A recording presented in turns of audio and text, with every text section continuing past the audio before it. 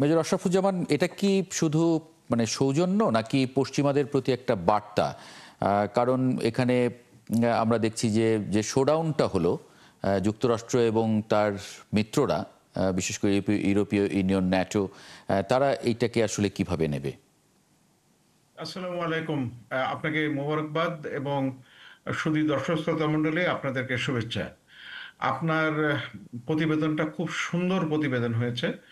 তো যিনি ওটা উপস্থাপন করেছেন, উপস্থাপনাও ভালো এবং তথ্যগত ও, দিকটাও প্রশংসনীয়। তা আমি বলি যেটা চীন, আহ, এই যে 1971 সালের বেজ লাইন যদি ধরি, আমাদের থেকে তাদের পার ক্যাপিটা ইনকাম ছিল কম। আমাদের ছিল $129 আর তাদের ছিল $92। সেখান থেকে তারা এই পর্যায়ে চলে আসছে। আমি এই দৃশ্যপটটা কেন আনলাম, যে একটা দেশের উন্নতি এই 54 বছরে কি পর্যায়ে যেতে পারে এবং বর্তমানে তাদের যে আর্থিক সক্ষমতা, কারণ আর্থিক সক্ষমতা না থাকলে সামরিক সক্ষমতা অর্জন করা যায় না। এবং সামরিক বাহিনীও সেটার জন্যে বড় সামরিক বাহিনী পালতে হলে যে পরিমাণ অর্থ দরকার, সেক্ষেত্রেও আপনার আর্থিক সক্ষমতা দরকার। তো এটা একটা নতুন, একটা দারুণ চমক। এর আগে 5 বছর আগে এরকম একটা মিলিটারি প্যারেড করেছিল। অবশ্য এই মিলিটারি প্যারেডের যে কালচারটা, এইটা আপনার প্রধানত এই আহ, সোভিয়েত ইউনিয়ন যখন ছিল তখন বেশি তারা করত। আমেরিকা বা পশ্চিমা দেশগুলো সামরিক প্যারেড খুব একটা বেশি করে না। অবশ্য ডোনাল্ড ট্রাম্প প্রেসিডেন্ট হওয়ার পরে গত জুনে। না, এগুলোর উদ্দেশ্য কি হয়? এগুলো কি মানে প্রতিপক্ষকে জানান দেয়া, নাকি মানে এটার উদ্দেশ্য কি?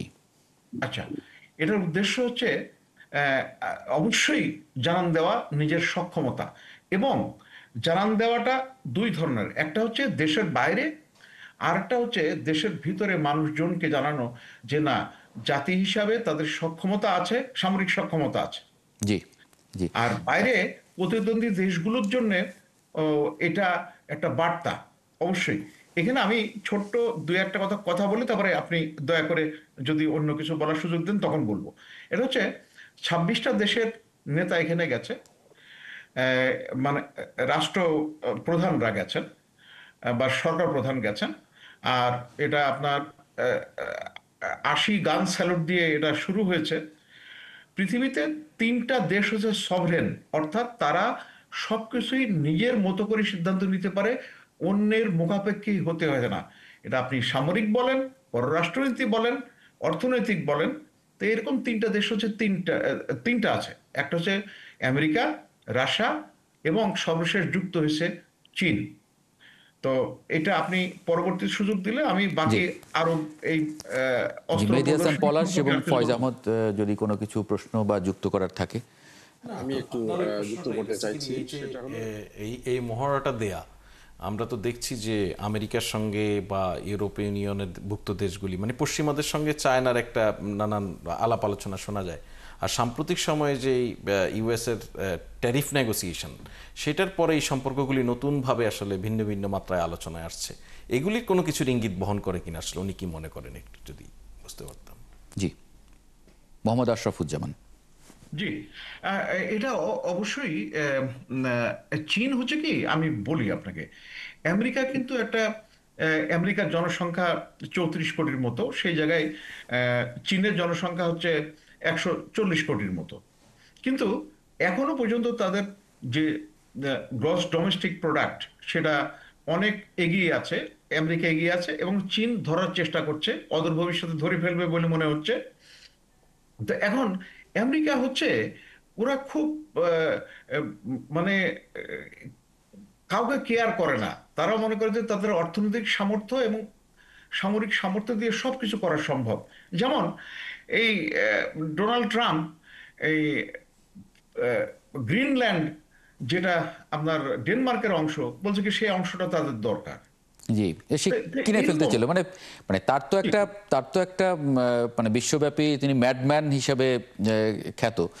তো ওই বেল্টে যদি একজন ম্যাডম্যান থাকে, আমি এখানে দেখছিলাম যে শি জিনপিং এবং পুতিনের সঙ্গে কিম জং উন, তাকেও তো অনেকটা আসলে ম্যাডম্যান হিসেবে ইয়া করা, দুই পক্ষে এরকম দুজন পাগল। মানে এটা এটা কিভাবে দেখেন আর কি? এটা আমি বলি আপনাকে, ডোনাল্ড ট্রাম্প ওনাকে পাগল না বলে জাতে মাতাল তালে ঠিক, এইটা বলাটা বোধহয় সবচেয়ে আহ, আহ, মানে অধিক যুক্তিযুক্ত বলে আমার কাছে মনে হয়।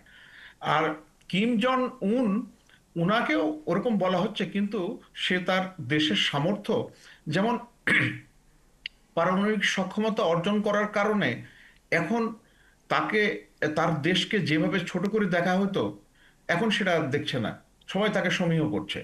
সুতরাং দেশের স্বার্থে উনি যে পদক্ষেপ নিয়েছেন সেটা তার দেশকে অন্য মাত্রায় নিয়ে গেছে।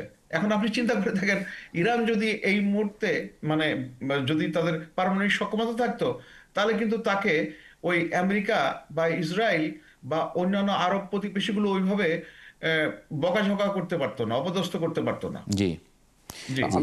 আমি একটু যুক্ত করতে চাই, যদি জি প্লিজ। অনুমতি দেন।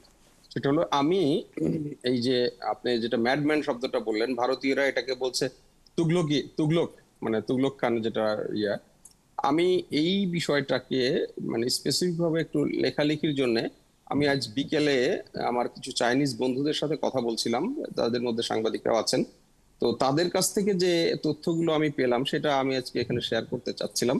সেটা হলো যে চায়না এই যে এবারের যে মানে মহড়াটা হলো, এই মহড়াটাতে এমনিতেও দ্বিতীয় বিশ্বযুদ্ধে তাদের জয়ের 80 বছর পূর্তি উপলক্ষে এটা বলা হচ্ছে, কিন্তু এইটা করতে গিয়ে চায়না মানে যে এই ব্যাপক অস্ত্রের একটা শোকেস করেছে, সারা মানে বিশ্বকে দেখিয়েছে, সেখানে মেইনলি চায়না অনেকগুলো সফিস্টিকেটেড অস্ত্র দেখিয়েছে। আমি যেটাকে বলতে চাচ্ছি যে আনম্যান্ড, মানে মানববিহীন নানা ধরনের, অর্থাৎ জলে, স্থলে মানে এবং আকাশে তিন প্রযুক্তিকে জায়গাতেই দারুণভাবে ব্যবহার করেছে চায়না। আমি বলছি তিন জায়গাতেই সে আনম্যান্ড মানে অস্ত্রগুলো সে নিয়ে এসেছে। এবং এর বাইরেও আমি আমার হাতের 1 মিনিটের মতো সময় আছে, আমি একটু ফয়েজ আহমদের কাছে একটা প্রশ্ন আমার না করলেই না, যে এই যে মানে ঐক্যবদ্ধ অবস্থান দুটি ধারায়, মনে হচ্ছে যে আবার সেই আগের স্নায়ুযুদ্ধের দিকে আমরা চলে যাচ্ছি কিনা, সেই জায়গায় আসলে এটা কি বাংলাদেশের জন্য সুযোগ নাকি আসলে একটা চাপ মনে হচ্ছে? না, দেখুন, বাংলাদেশ আপনার ভৌগোলিক রাজনীতির একটা বড় অংশ। চায়না বলেন বা আমাদের পার্শ্ববর্তী ইন্ডিয়া বলেন বা ইউএস বলেন, সবারই আমাদেরকে লাগবে। এই যে আমাদের লাগবে অবস্থানটা, এটা আমাদের জন্য অবশ্যই একটা বড় সুযোগ।